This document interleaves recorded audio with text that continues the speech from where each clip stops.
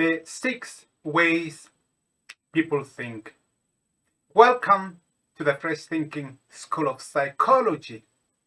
The human mind has always been among the most exciting and wondrous creations ever. The most interesting fact is that each and every individual has a different and highly unique mind. It is difficult to judge a person based on their mental capability, as it is impossible to gauge how differently they may behave in a hypothetical situation. Our thoughts are also a unique part of our identity and are essential for every one of us.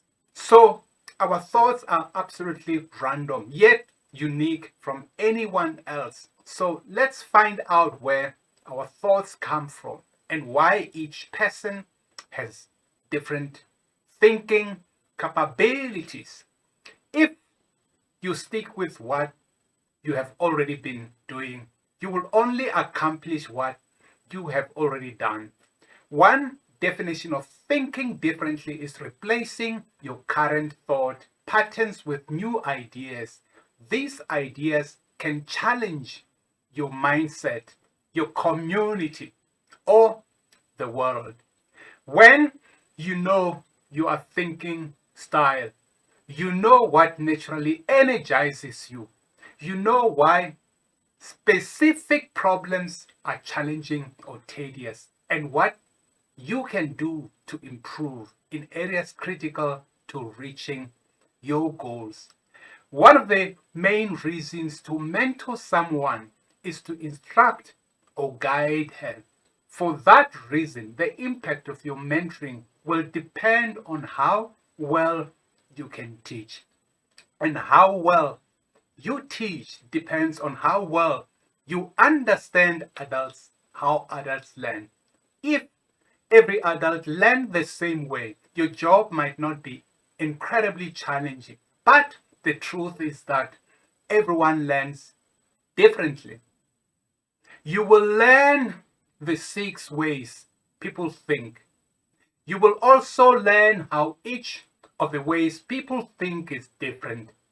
Finally, you will learn how to improve your thinking style to communicate effectively and benefit authentically in your personal and professional life. Here are the 6 ways people think. The purpose of the masterclass is to share 6 people's thinking styles with you. Understanding the different thinking styles will enable you to communicate and relate with others from a position of strength, clarity, and position. In summary, here are the 6 different thinking styles. The first one is authority-driven thinking style. It's about power and authority. The second one is deductive thinking style. It's about deductive reasoning, which is logical approach where you progress from general ideas to specific conclusions. The third one is sensory thinking style. We uniquely experience our environment through our senses. Some people thrive in a busy environment with lots going on, and many people involved. They like everything brighter, louder, hotter, and faster, and find these inputs enjoyable and stimulating. The next one is emotional thinking style. Emotional thinking refers to a generalized inability to distinguish emotions and thoughts. Strong emotions tend to interfere with balanced and realistic thought processes for some. They can result in distorted views of situations and relationships. The next one is intuitive thinking style. Intuitive thinking is a type of thinking and a decision-making process that relies on instinct, understanding, and feeling. The next one is scientific thinking style. Scientific thinking style is a style of knowledge seeking involving intentional information seeking, including asking questions, testing hypotheses, making observations, recognizing patterns, and making inferences. To be an effective communicator and thought leader, you must know how your associates think, what is important to them, and how they take in your comments. You can zero in on persuasion and buy-in. Why is it important to know how people think? This helps us understand their beliefs, feelings, experiences, and intentions. We can empathize and think about things from another point of view. It also allows us to move flexibly between our own perspective and another. Let's go into detail. The first way people think is authority-driven thinkers. Some people best accept process knowledge by taking specific direction from authority. If you mentor these people, all you usually have to do is to tell them to do something. You are the boss. Those can be commendable characteristics, but also remember that problems can arise in dealing with people who respond to authority with knee-jerk obedience. Authority-driven thinkers may do whatever you tell them, but sometimes they don't do anything unless you tell them. Many people think this way because they were taught early on by authority figures and made to obey, not question. One challenge for you is to encourage and develop independent thinking. As a mentor, you can capitalize on this style strengths while writing it off much weaknesses. Your task is to recognize where the line of motivation exists within each authority-driven team member and help them recognize it too. The second way people think is as deductive thinkers. Deductive reasoning is sometimes referred to as top-down logic. Deductive reasoning relies on making logical promises and premises and basing a conclusion around those premises. It does not rely on making inferences and then assuming those inferences to be accurate.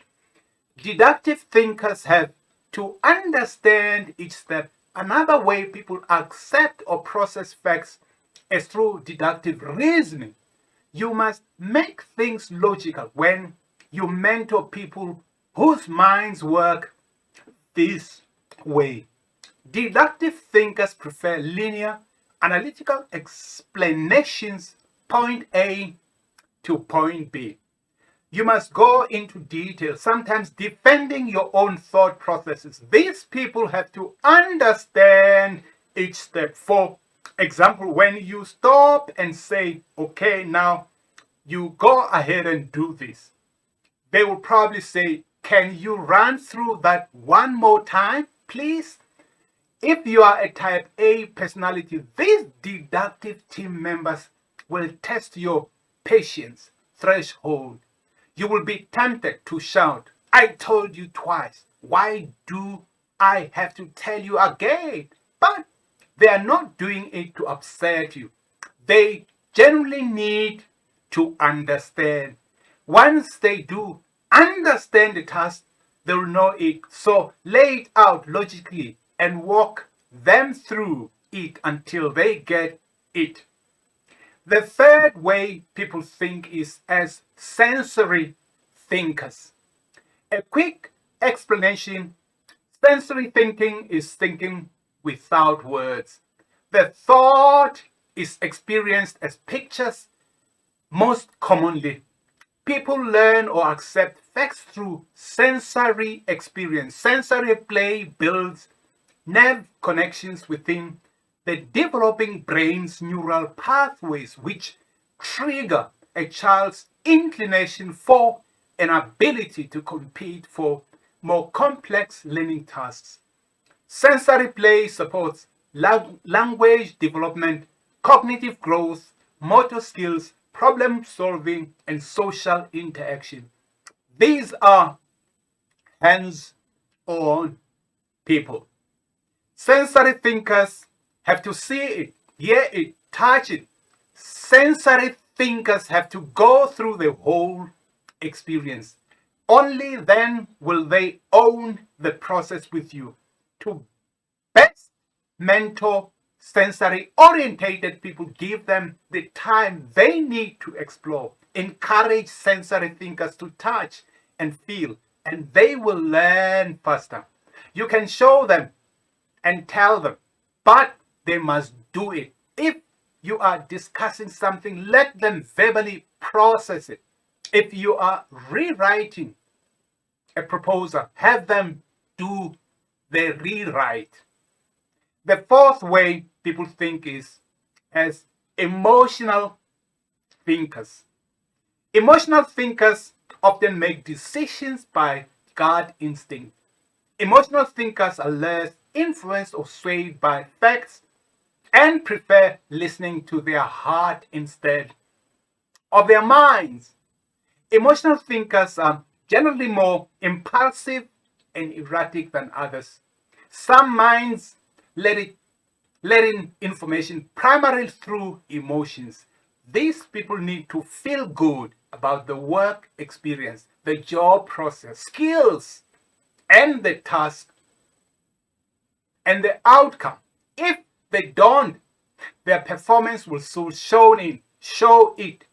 You can often motivate emotional responsive team members by understanding that each human being responds to one of four basic needs. How do thinkers deal with emotions? The thinker's emotional calculus might be roughly summarized as follows. Seek and cultivate positive emotions, eschew or ignore negative ones. According to this view, negative emotions are considered harmful because they are thought to diminish rather than enhance one's quality of life. Emotional thinkers let in information primarily through emotions. Emotional thinkers, people think to feel good about their work experience, their job process, their skills, and the task's outcome. If emotional thinkers don't, their performance will soon show it. You can often motivate emotional responsive team members by understanding that each human being responds to one of the four basic emotional needs. The fifth way people think is as intuitive thinkers. Intuitive thinking is the ability to form an opinion or make a decision without thinking consciously or engaging in the process of analytical thinking. This is often because the person making the decision has experience in the field. Intuitive thinkers are self-aware and aware of their fallibility. They are good at sizing people by reading their body language and non-verbal clues. They are open to feelings and impulses, inquisitive and keenly observant. Intuitive thinkers are lifelong learners who constantly seek new experiences and are unafraid of asking questions. The subconscious mind processes information so well that it makes decisions based on patterns rather than knowledge. Intuitive thinking is a type of thinking and a decision-making process that relies on instinctive understanding and feeling. It is often used to make quick decisions or solve problems. Intuitive thinkers usually don't need much information or conscious reasoning to conclude. They just know. This can make intuitive thinking very helpful in fast-paced, stressful situations. However, intuition can lead you astray based on feelings and instincts.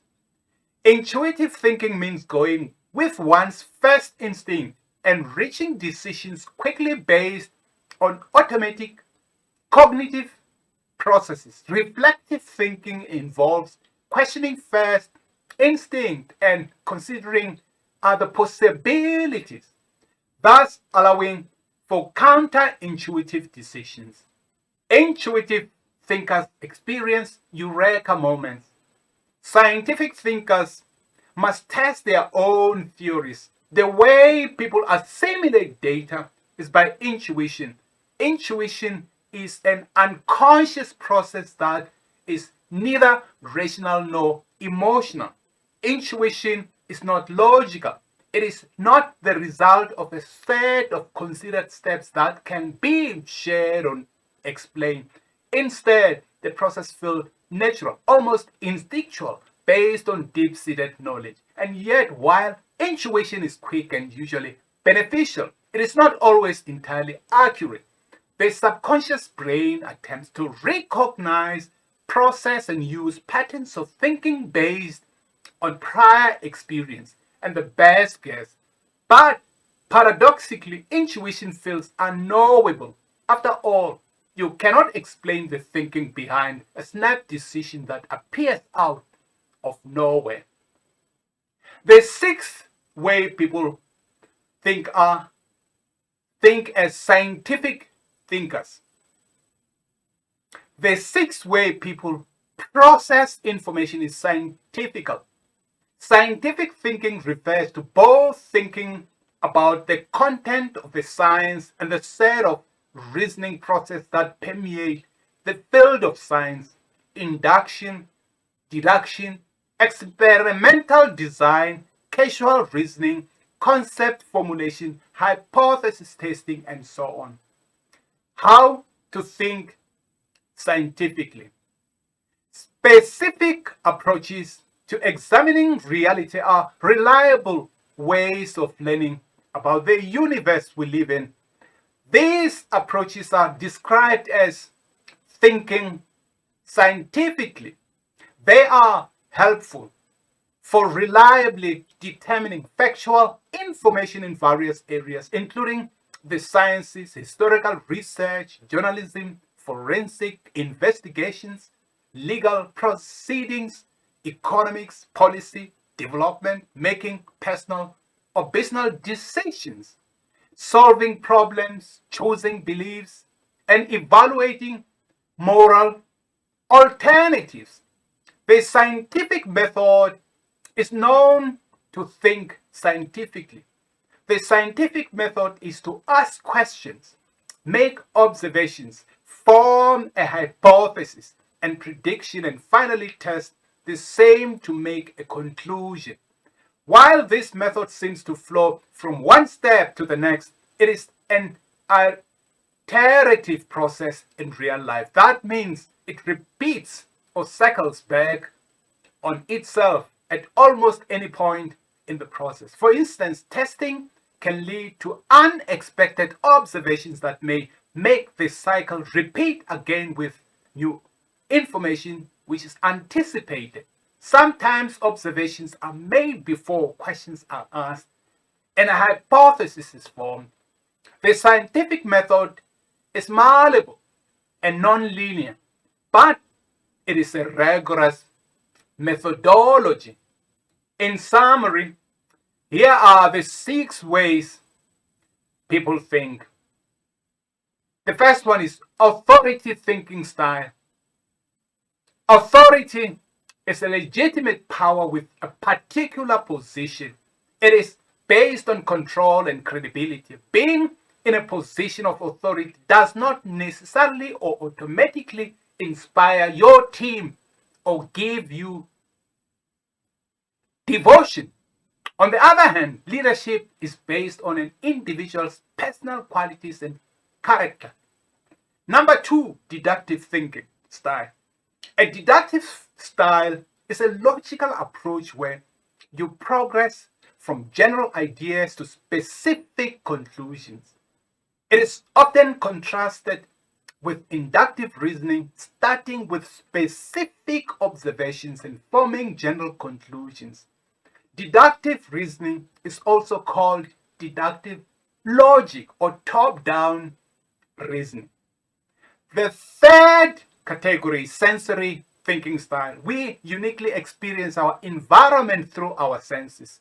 Some people thrive in a busy environment with lots going on, and many people involved, they like everything brighter, louder, hotter, and faster, and find these inputs enjoyable and stimulating. The number 1 is emotional thinking style, which refers to a generalized inability to distinguish emotions and thoughts. For some, strong emotions interfere with balanced and realistic thought processes and can result in distorted views of situations and relationships. Number 5 is intuitive thinking style, which refers to immediate judgment based on feeling and the adoption of the global perspective. The next one is scientific thinking. An essential feature of scientific thinking style resides in the fact that they introduce new objects, propositions, or explanations about their studied phenomenon. That is not to say that the studied phenomenon do not exist outside the thinking style. When you know your thinking style, you know what naturally energizes you and why certain types of problems or challenges are occurring or tedious, and what you can do to improve in areas critical to reaching your goals.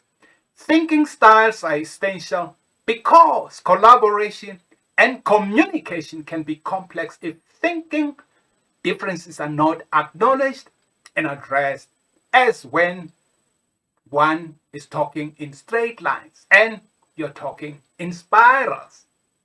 Knowing that you and others have different thinking styles can lead to recognizing and appreciating different cognitive frameworks. This in turn can lead to greater sensitivity, understanding, and tolerance. One size and style definitely do not fit all. While we all have unique minds, our tendencies have been summed up into recognized thinking styles.